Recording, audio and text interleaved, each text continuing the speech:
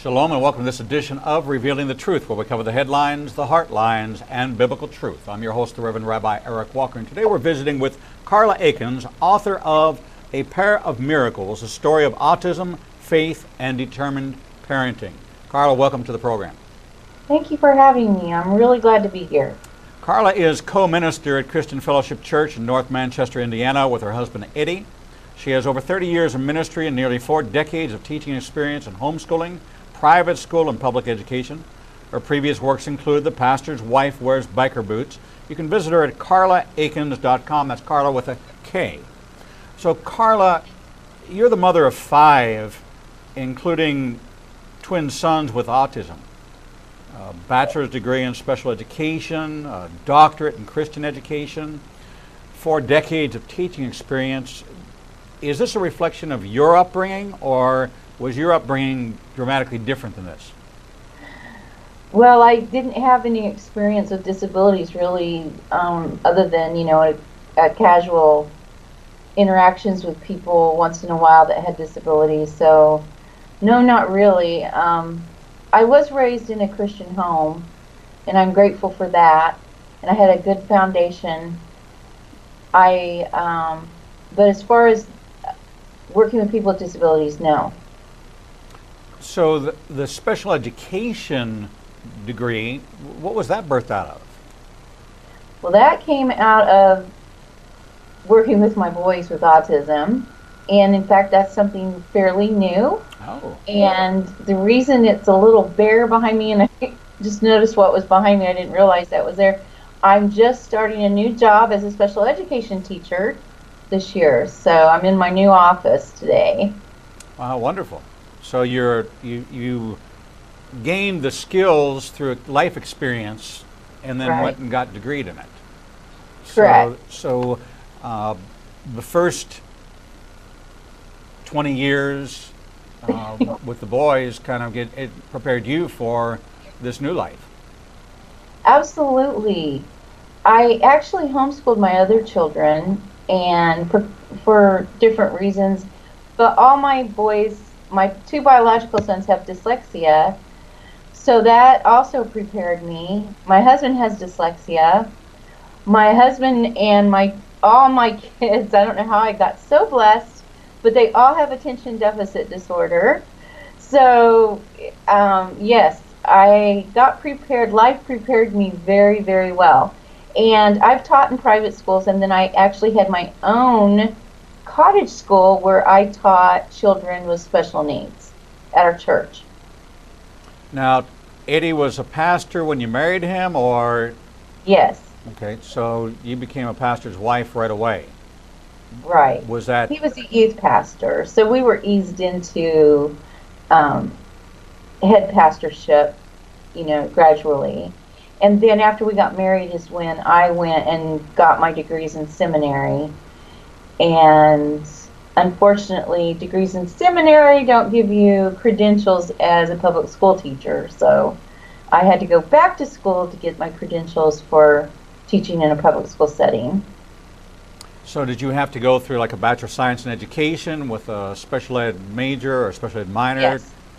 I have, yes. My license is for special education and general elementary. Okay, and is your new job in a public school or private school? It's in a public school. Well, interesting. So you're in the Indiana school system. There, is this a local school close by? Yes, it's not in my actual hometown, but it's about a 30-minute drive from my house. Now, did you go? And the reasons for that is, when you have children, my husband and I pastor a little rural church. It's a small church, and when the boys, having the boys at home, they still live at home, there's a lot of expenses, and we just needed more income. So, well, there's many people who are tent makers and absolutely bivocational. Right. And I love teaching. I love working with children. My dad was a public school teacher and teaching. So that's where the inspiration came from. Well, Yeah, I just think it's genetic because it's just something that's one of my gifts is teaching.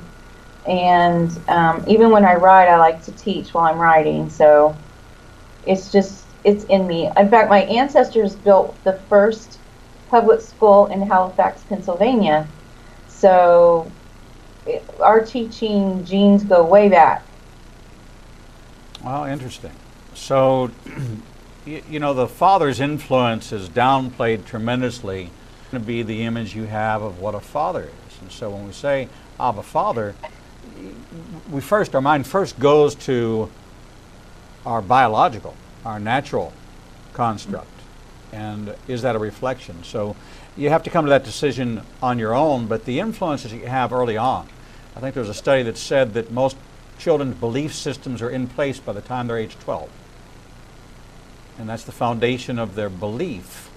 I would almost say age 9, really. Kids are, what used to be age 9, what used to be age 12 is actually about age 9 now. That's Children true. are maturing much faster than they used to. And is that because of all the enzymes in the food and all the cultural stimulation, the technology? Yes, I think it's everything. They're much more sophisticated than we were as children, so just exposed to so much more than we were. Isn't that true in every generation? We saw that with the I think Industrial so. Revolution. We I saw that with really the think Industrial so. Revolution, and we saw I that with think it. every generation gets smarter. I think we're just smarter every generation. I know my grandkids outsmart me all the time. I completely understand. So you have 5 children, Yes. and how many biologicals? I have 2 biological children. I have a stepdaughter and then 2 sons. They're biological. And then my twins are adopted. And I too have an adopted daughter.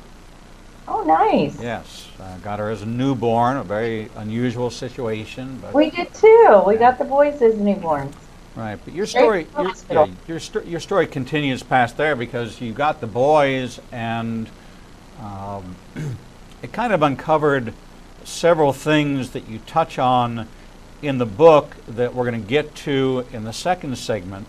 But you became aware of autism, of fetal alcohol syndrome, a number of issues that exist out there in the world today with newborn babies that Right. made you incredibly aware of some of the challenges that are happening even today because of drug use, because of alcoholism, substance abuse in general is paving the way for children to be born with an increase. And so we're seeing, especially in autism, an increase. The question is it in the vaccines? Was it in the mercury? What was it in that stimulated this spike?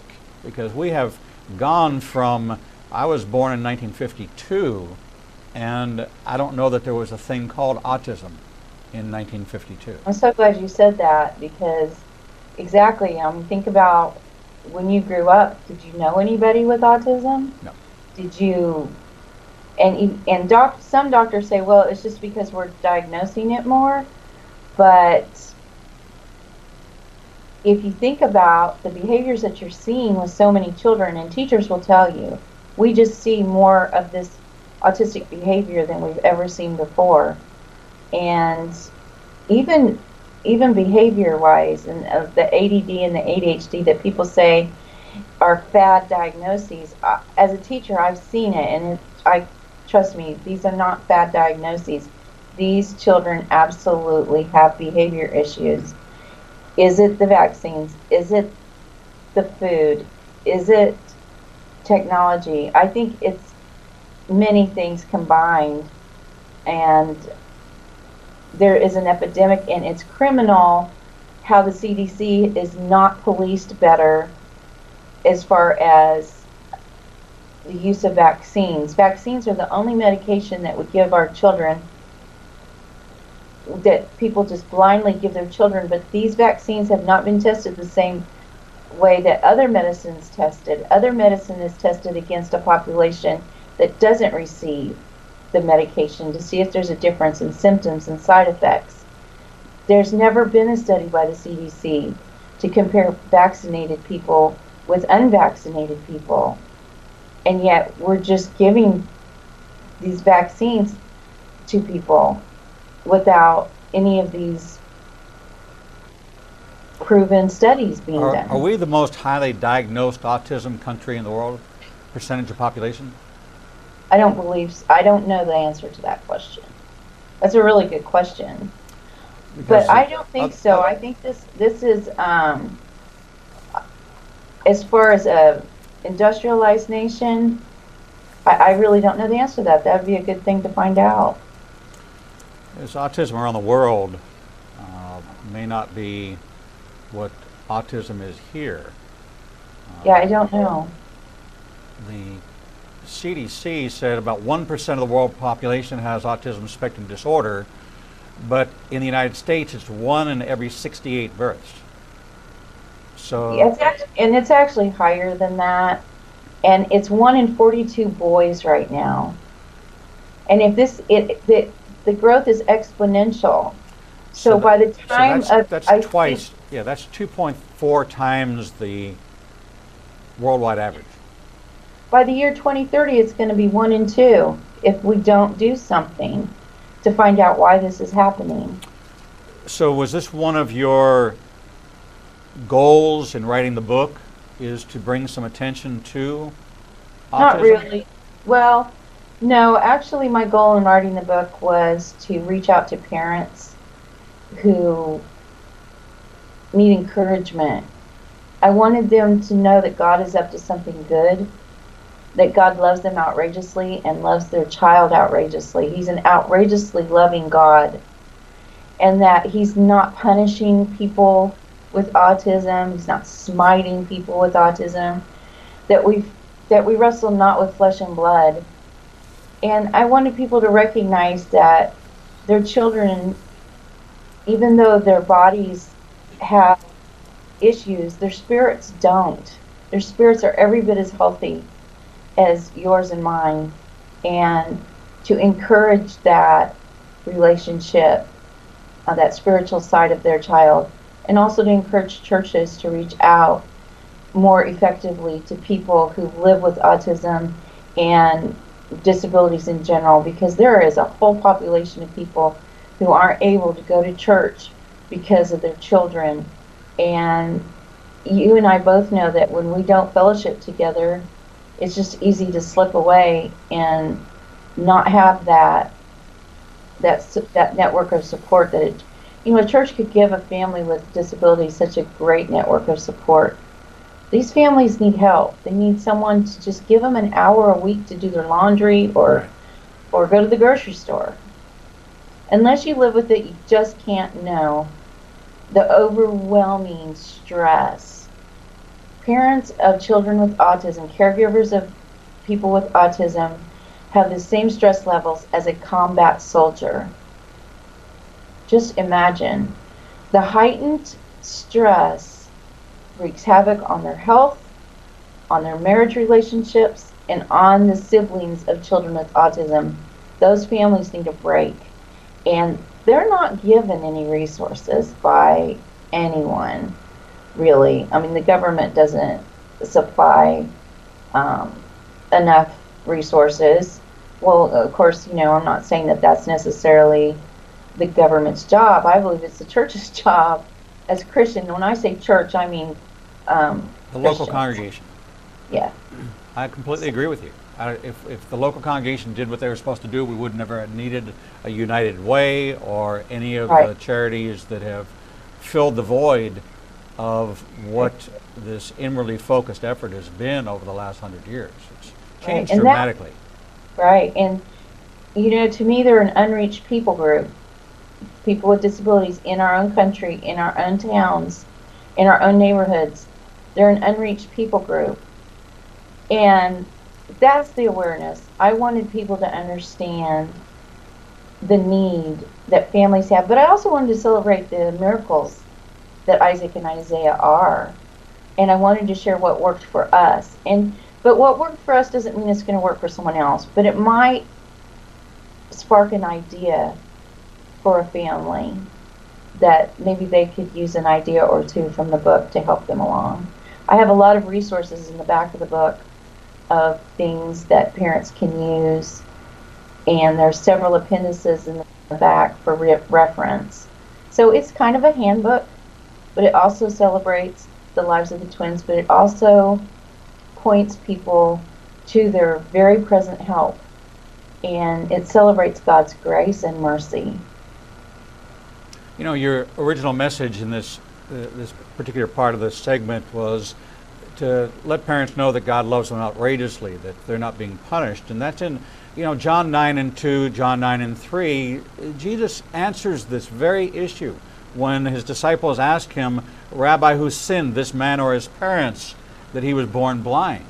And Jesus' answer is very clear. Neither this man nor his parents sinned, but this happened so that the works of God might be displayed in him. This is the very foundation of your message to them, is that this is answered in Scripture. This is not just one person's opinion. This is the opinion of God. So, absolutely, and God is always up to something good. I honestly believe that God is up to something good, and what the enemy, Satan, Lucifer, the devil, uses for harm, God will always use for good, turn it around for good. And I know the twins have taught me much more about myself and God than I would have ever learned otherwise. I'm not going to tell you it was easy, especially in the beginning when they were very severe. And we still have issues today. It's not an easy road, but it's a road well worth the journey. I'm glad I took the journey down it, and that God allowed me to be molded. now, when you adopted the boys, they were newborns.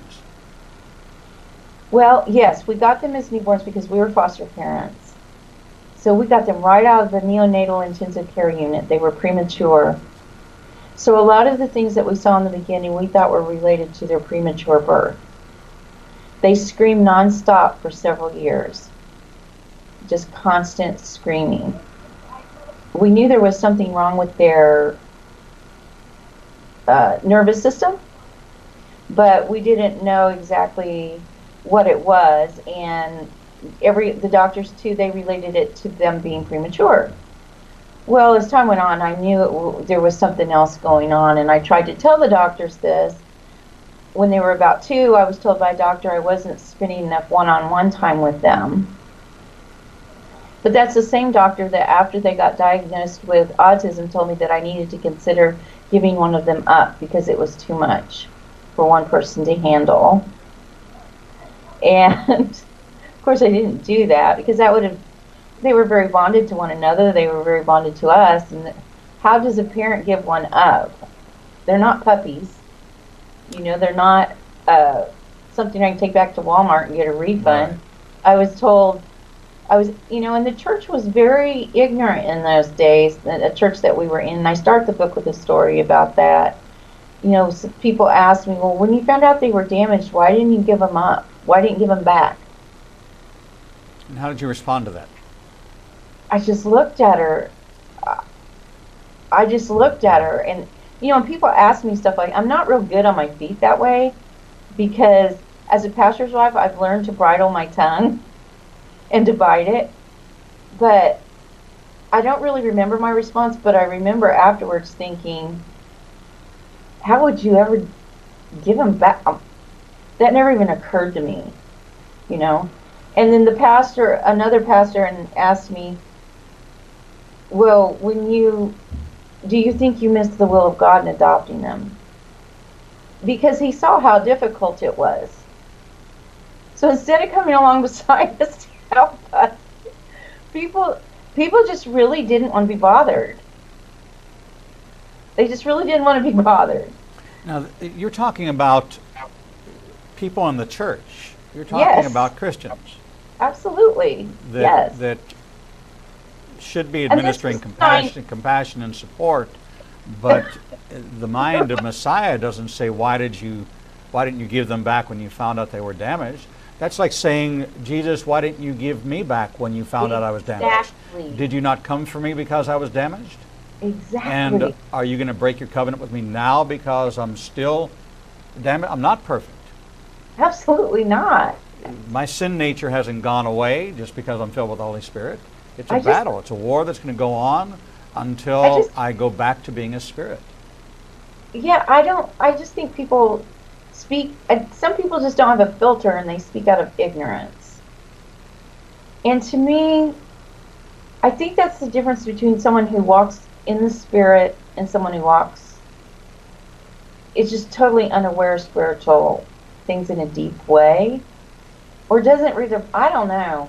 I don't know. I mean, sometimes, with the culture the way it is now, sometimes I think I'm crazy because I just see things through spiritual eyes all the time, and other people just can't seem to do that.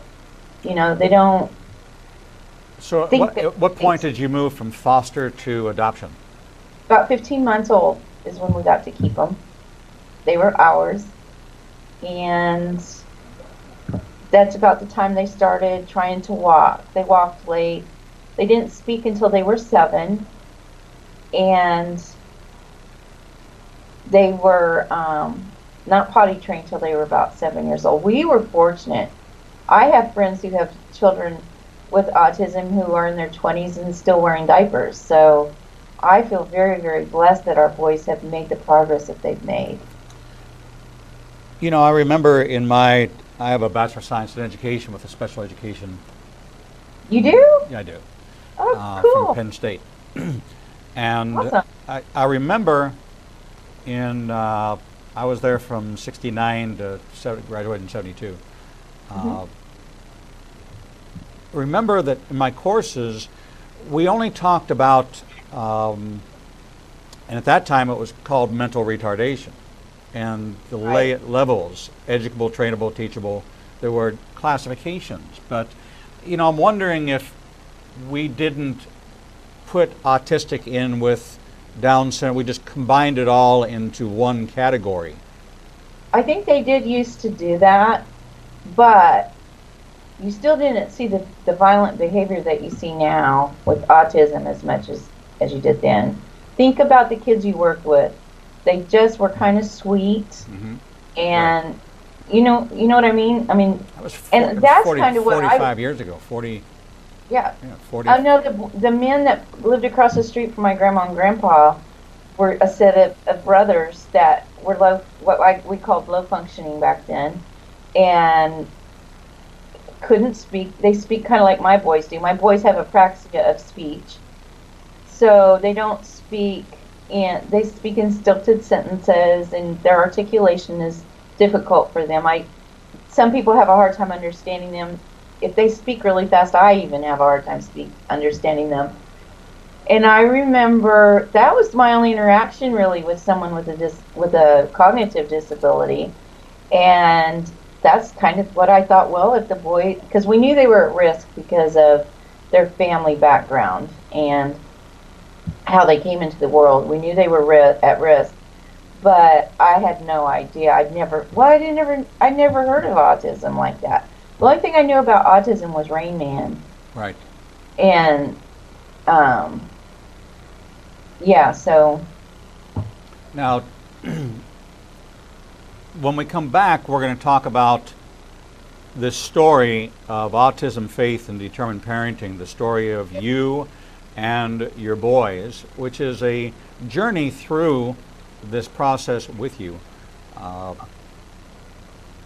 and celebrating the great miracle of these boys. And the question I'm going to lead in with when we come back is, was there parallel progression because they were twins? And very interested in that dynamic. And then we'll dig into the book. We're going to take a short break, and we'll be back with Karla Akins, author of A Pair of Miracles, a story of autism, faith, and determined parenting. You can visit ignitinganation.com, click on Books and Media, and click on her book and order it for yourself if you need comfort, if you need encouragement as a parent or grandparent or friend, or have a special needs child of your own. Resources in here. Also, how you can assist in your community by understanding what it is that a parent goes through when they have a special needs child. We're going to take a short break, and we'll be right back with this edition of Revealing the Truth. Shalom. I'm the Reverend Rabbi Eric Walker, Executive Director of Igniting a Nation and host of the daily TV program Revealing the Truth, seen live every Monday through Friday from 9 a.m. to 1 p.m. Central Standard Time at www.ianbn.com, and then replayed throughout the day and night via our website. All of our segments can be seen on the Igniting a Nation YouTube channel. Since our launch in January of this year, we've expanded our global reach to over 54 countries with a social media following of over 125,000. Our commitment is to bring you the most in-depth interviews with authors, subject matter experts, and thought leaders from around the world. We have interviewed guests from Israel, Brazil, England, India, and all across North America. All of our authors are featured on the Books and Media page on our website, www.ianbn.com. There you can find a direct link to the book you want to order, and we receive a small commission directly from Amazon. There is no cost to you for this service. In addition to our daily teachings and interviews, we make available to you the archive of all of the interviews on our YouTube, Facebook, Twitter, and Instagram channels. Our live program is available from our homepage, and there is never a charge to you for any of this access. We made the decision long ago that we would remain a commercial-free resource that would not be influenced by any pressure from any outside company. There are only two ways that we are able to continue to operate this ministry and provide you with the only live 4-hour daily Christian television talk show program. The first is through your support and tax-deductible contributions to Igniting a Nation.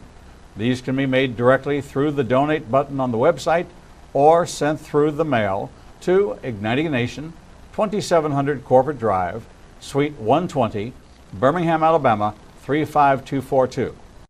The other way we support the program is by offering you a unique opportunity to have access to over 10 years worth of teachings on a subscription basis. The teaching archives contains all of my prior sermons, Torah studies, prophecy in the news videos, and much more for the low subscription price of $5 per month. This subscription grants you unlimited access to over 800 hours of content not available elsewhere, and is updated weekly with the most current prophecy classes. In addition to 20 hours of original TV programming each weekday, we invite you to join us live every Monday, Tuesday, and Thursday evenings for our Prophecy in the News classes. The times and locations are listed on our events page on the website www.ianbn.com. Every day, you and I are faced with the challenge of where we will go to hear the truth. We are committed to bring you the only program of its kind that covers the headlines, the heartlines, and biblical truth. We cannot do this without your support. Since we launched on January 5th, 2017, we have aired over 300 individual teachings, interviews, and commentaries not available anywhere else. We are now working side by side with almost every major Christian publishing house to bring you the most in-depth feature interviews possible. Our 1-hour features address every subject that affects the believer's life. We are hearing of salvations from the Middle East, Africa, and all across the United States. Lives are being changed every day, and we have only just begun. Our mission is to become your trusted resource and grant you access to the people, tools, and information you need to grow in your relationship with the Lord. You can help us by liking us on social media and through your financial support. We know you have many choices in who you support, but we are prayerfully asking you to consider helping us keep revealing the truth, true to our calling, to cover the headlines, the heartlines, and biblical truth like no other program available. Donate today and help us bring the message to the four corners of the earth. Visit www.ianbn.com and donate, buy a book, or subscribe to our teaching archives. Without you, we do not exist. Shalom and welcome back to this edition of Revealing the Truth, where we cover the headlines, the heartlines, and biblical truth. I'm your host, the Reverend Rabbi Eric Walker, and today we're visiting with Karla Akins, author of A Pair of Miracles, a story of autism, faith, and determined parenting. Karla, welcome back to the program. Thank you for having me. You know, when we went to break, I kind of set this segment up and said, I want to hear your response to parallel progression. You've got identical twin boys. So did they pull each other along? Did they respond the same way? Did they progress on a parallel path because they are identicals? Pretty much. There's only a 1-point difference in their IQs, and it's amazing what that 1 point does, though, because the one that is a point higher actually did progress just a tiny bit quicker than the one with the 1 point behind, as far as speech and whether, how hard schoolwork is and that kind of thing. One of them, though, is better, enjoys pencil work and paperwork more than the other one. Their personalities are very different. But as far as, and they're very competitive with each other. And that's something that's so challenging, because it's hard to keep them, if one of them gets a job and the other one doesn't have a job, it's so hard on the other one that they don't have a job. But now they both have jobs, so that we've gotten through that hurdle. Or if one of them has a girlfriend and the other one doesn't, and we're kind of going through that right now. But we have been for a long time, because one of them has had a girlfriend since he was in about 9th grade, but he went to kindergarten with this little girl, and she has disabilities too, and I say that their girlfriend, they never see each other, but they talk to each other on their phones and stuff. But because neither one of them can drive, and both parents, they live so far away from each other, it's hard to get them together. I didn't want you to think I was keeping them apart or anything. No, of course not. One of them loves outdoor. They remind me, it's so funny, because they remind me of Jacob and Esau. One of them loves being outside and doing all the work outside and taking care of things outside, and the other one likes to be inside with me. So we kind of joke that Daddy has one and Mommy has one. And the one that likes to hang out with Mom and help Mom, and there's one that likes to hang out with Dad and help Dad. But they trade back and forth. But there's still that little bit of a preference. Right. And you can definitely tell the personalities apart. Your response to who would benefit from reading the book, who you wrote the book for, what the motivation for writing the book, I think you made it very clear that be an encouragement to tell this story and to walk people through the joy that it's brought you, and acknowledge that it's stressful, acknowledge that there's expenses, acknowledge the fact that this is a challenge. You can't just put makeup on it and make it look good. There's a reality aspect to it that you share, but yet you put it in the context of God's plan, that His plan is perfect, that there are no accidents in God's economy, that God is sovereign, and you've maintained that position. You found out from the doctors that the diagnosis was autism, and they kind of set the stage for you, but they painted one picture, but you had in your spirit a whole nother picture. Well, the boys were so difficult from birth that I knew I knew something was wrong. I just didn't know what it was named. So when they got their diagnosis, that didn't bother me as much, because I knew that I needed to know what it was called so I can deal with it. But I think your question means how did I look at them as spirit beings? Yes. That happen to be in these bodies that give us problems. And yes, and I think it's important for us to see our children that way. That these are children that God loves more than we love them, and that he can communicate with them. You know, I've read books and I've heard people say that kids with autism can't develop a relationship with God, and I just have not experienced that with them at all. They have a very close relationship with God. They talk to God all the time. My other son, a couple weeks ago, was in a very bad motorcycle accident. He hit a deer, and he's a bit of a rebel, and he doesn't wear a helmet, and he and his wife both didn't have helmets on, and they hit a deer, and all we knew was they were in a bad motorcycle accident. We didn't know anything else.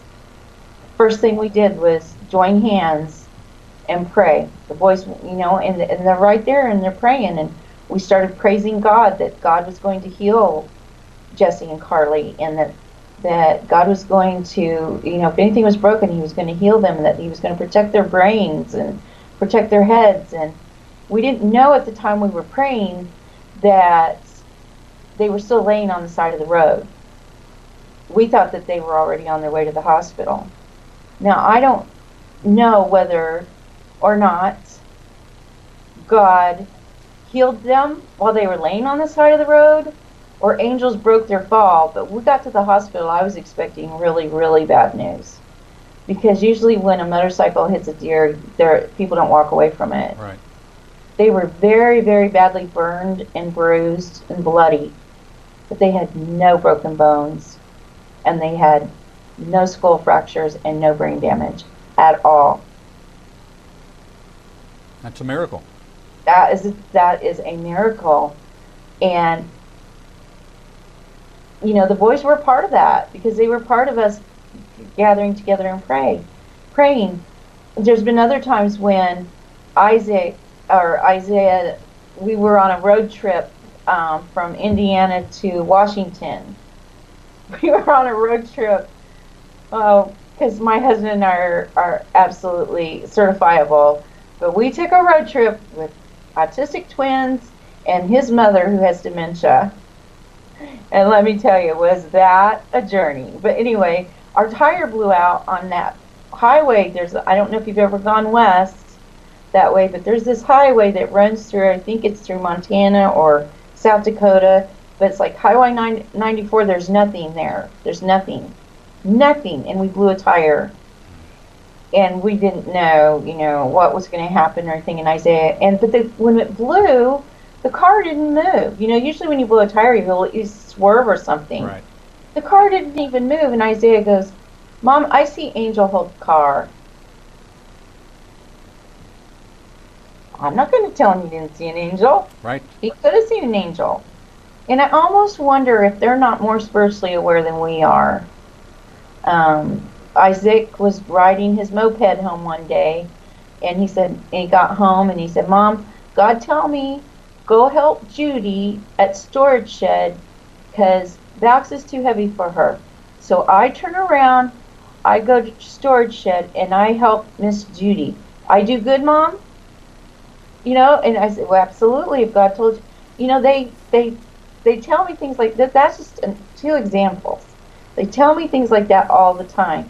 They definitely have a spiritual life. They have a relationship with God.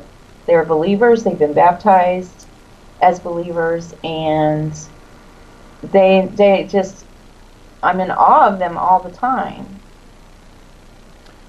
You offer words of comfort to those that are contending with raising of children. You give suggestions about avoiding isolation. But you also make a clarion call to the church to get involved in this ministry that you referred to in the opening segment. Kind of walk us through what that looks like from the book perspective, how you address that here.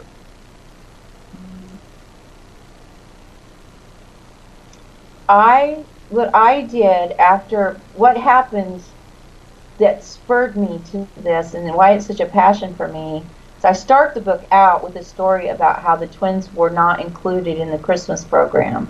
And no one told me until I looked up on stage and my kids weren't on stage when they were little. Now, hindsight's 20/20. I realize now that I was probably expecting way too much at that point.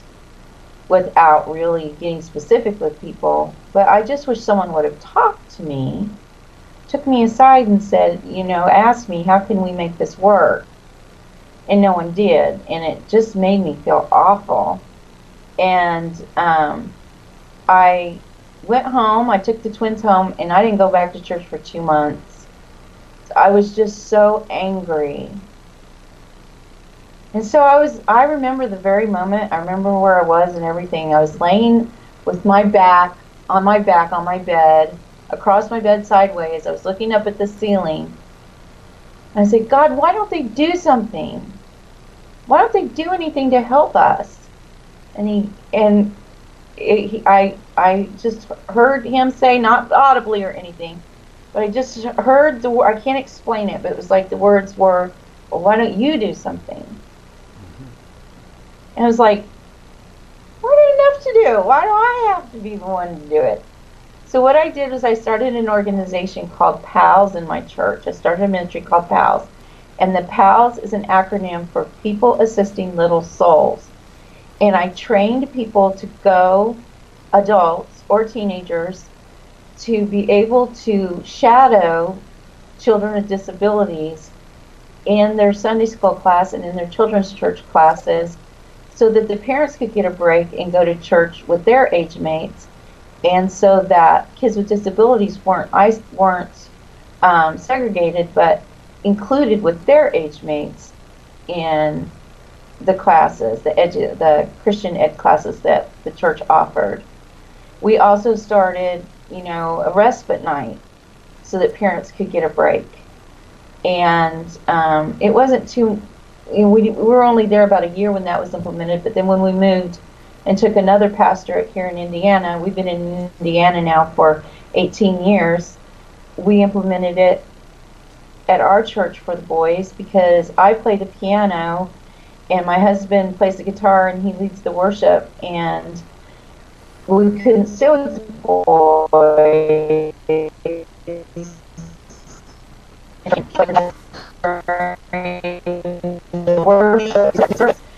and so we got pals for the boys to sit with them in church, and then we got pals for the boys for when they went to super church or children's church. So that's something any church could do, and it's not that difficult. And it's just things like the shadow just is there, so if the child is maybe not sitting still, he can redirect the child or take them for a walk if they need a brain break, or because children with autism get really overwhelmed with stimuli, and sometimes they need to get out of the classroom and take a break. And for my boys, a break was going for a long walk around the church grounds or swinging, something like that. And we had pals for kids that used wheelchairs and were nonverbal. It just meant a lot to the families that someone cared. For that family not to have to think about caregiving and just go in and be able to worship is huge. It's a huge thing. And there's really no reason why, especially these great big churches, can't have something like that. I know it's a little harder in little bitty churches, Right. because you can't get enough volunteers, but you can still find somebody in the church that can take somebody. I really believe that God will provide for every little lamb, and that someone will be called to do that. Does your book fill a void that you discovered in resources that were available to someone who is raising children with these challenges? I think the void that it fills is for parents who are homeschooling children with autism, because that's really why I put the appendices in the back, and also to show parents there's different ways to reach children with autism, because some parents don't have the insurance to cover therapies. I know that there are some schools in Indiana that just do a deplorable job of educating children with autism. I'm not exaggerating. It's deplorable and criminal. As far as I'm concerned, it's child abuse and child neglect to not provide what these children need. And studies have shown, there are evidence-proven studies show that children with autism need early intervention in social skills and in behavior therapy, and schools don't provide that. So what I did, I share my story about how I pulled the boys out when they were 2, not when they're 2, when they were in 2nd grade. I pulled them out and started a cottage school where I taught a one-room schoolhouse, K through 12th grade, and I brought in volunteers, and I created my own learning center. Now, not every parent's going to do that or want to do that. You know, teaching's just kind of in my genes. It's one of my spiritual gifts. And I was just really blessed that there were volunteers that were willing to come alongside me and help me with that. And I wanted to share with parents that you don't just have to have expensive therapies. The best thing you can do is spend plenty of one-on-one time, or not even one-on-one time, plenty of family time together. Take your child everywhere you can possibly take them. Don't be scared of the meltdowns, because you need to desensitize your child from as early as possible to all sorts of things in the world so that they can learn how to cope with the stress.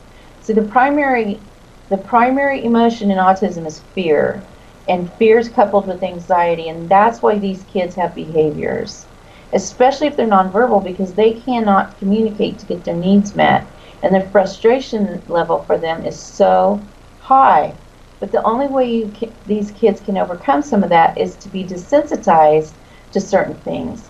And one of the things that worked super great for us is I took them out in nature as much as possible. We'd go to state parks. They learned the names of birds and trees and flowers and plants. We went fishing. We went camping. You know, just constantly kept them engaged. That's another thing. When they're little, you must keep them constantly engaged. And you really need help to do that. You've got to get some friends pulled in. You've got to get a network of support and keep your child engaged. There need to be more developmental centers around that can help these parents keep these little ones engaged that have autism. And it's really tough in the rural areas of the United States because there just aren't enough resources. The resources you give, maybe you can give us some examples of some of the resources you were able to uncover, and just a few of them that you found to be the most valuable to you.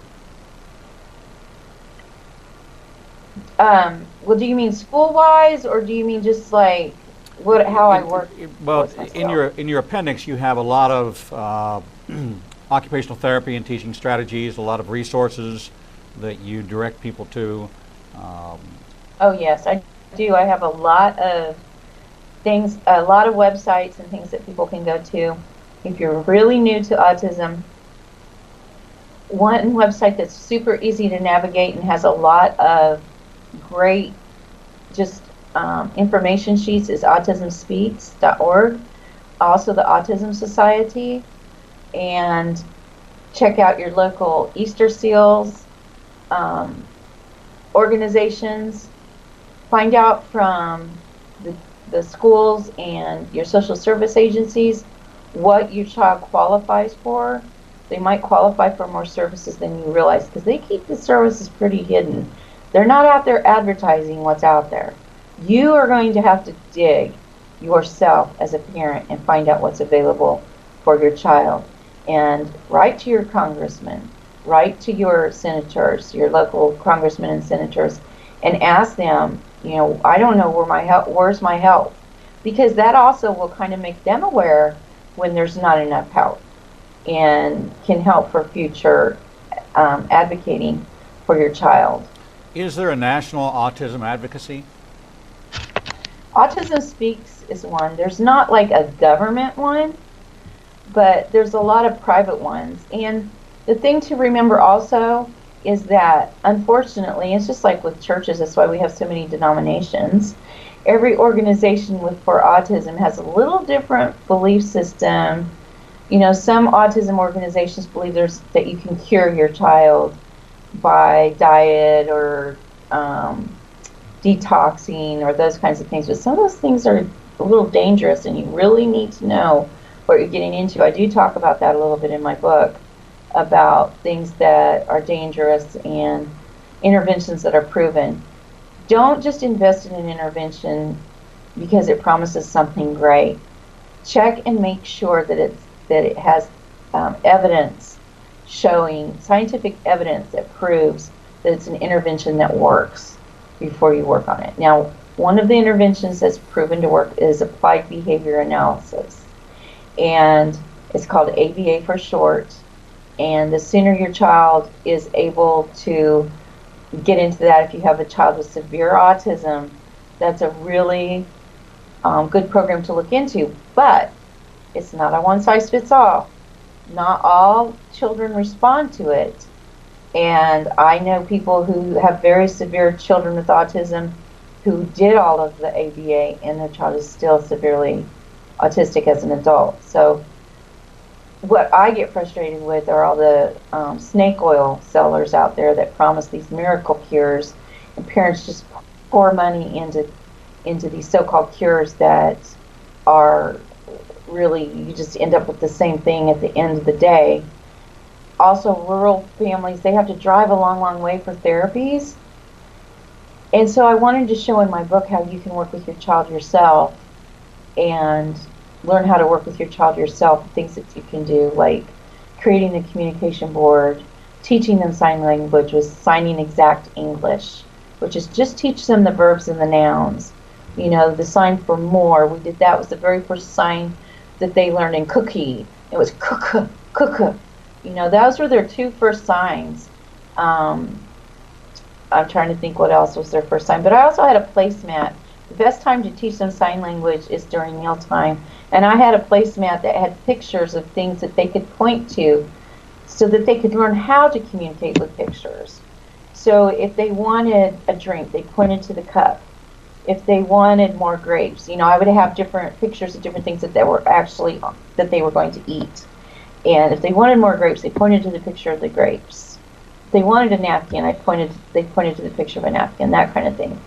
So, and I share some of those things on my website too. That placemat, there's actually a picture of that placemat on my website that people can get. And that website is karlaakins.com, KarlaAkins.com. Karla, we just have a couple minutes left in this segment. What is the closing message you want to give to the reader? What benefit they'll derive from getting this book, and what kind of resources you offer to them from a guidance perspective, interactive perspective, through your website? Well, I love to answer questions, so just contact me through my website. I'm happy to answer your questions. I love hearing from my readers, and I would say in closing, just my biggest message is that God is up to something good, and He loves you. He loves you more than you can even imagine, and He loves your child even more than you love your child, and He has a plan for your child, and He has a plan for you and your life, and He's not mad at you. He's not punishing you. He's up to something good, and you can count on that. You know, the voice of encouragement from someone that's gone through this for the last 22 years, talking about a pair of miracles, her boys, her identical twins with autism, who are now really thriving. They've found their place. They've found a way to contribute, to work, to interact, to have social encounters. This was more than the doctors prepared you for. This is really a pair of miracles. Yeah, we were told they wouldn't. I was told that's just, when they asked me, what would you like, what are your goals? I said, well, I'd like them to be able to read and to be independent. And she told me, oh, that's just pie in the sky thinking, and you might as well get over that right now. Well, I like pie. So I'll eat it in the sky if I want. There you go. There you go. That's the message from Karla Akins, author of A Pair of Miracles, a story of autism, faith, and determined parenting, from our friends at Kriegel Publications. Karla, thank you so much for sharing this hour with us here on Revealing the Truth. It was a pleasure to get to know you, and we wish you great success with this book. And if you're a homeschooling parent of an autistic child or a special needs child of any kind, and you're desperate for a word of encouragement, you're thirsty for the Word of God, and you're looking for resources, a spiritual toolkit and a physical toolkit, to contend with some of the challenges that you have that are unique to your situation. I strongly recommend A Prayer of Miracles, A Story of Autism, Faith, and Determined Parenting by Karla Akins at karlaakins.com. So Karla, we thank you for being with us. Thank you. Thanks for having me. And to our audience, this brings to an end our live broadcast day, but that does not mean we go off the air. We broadcast 24 hours a day, 7 days a week, and we will be replaying this interview along with the other interviews from today, as well as the prophecy teaching throughout the day until we come back into the studio live again at 9 a.m. Central Time on Monday. Until we see you back here at our studios here in Birmingham, Alabama, from Igniting a Nation Ministries, this is Revealing the Truth. We bid you Shabbat Shalom and a good week. Shavua Tov.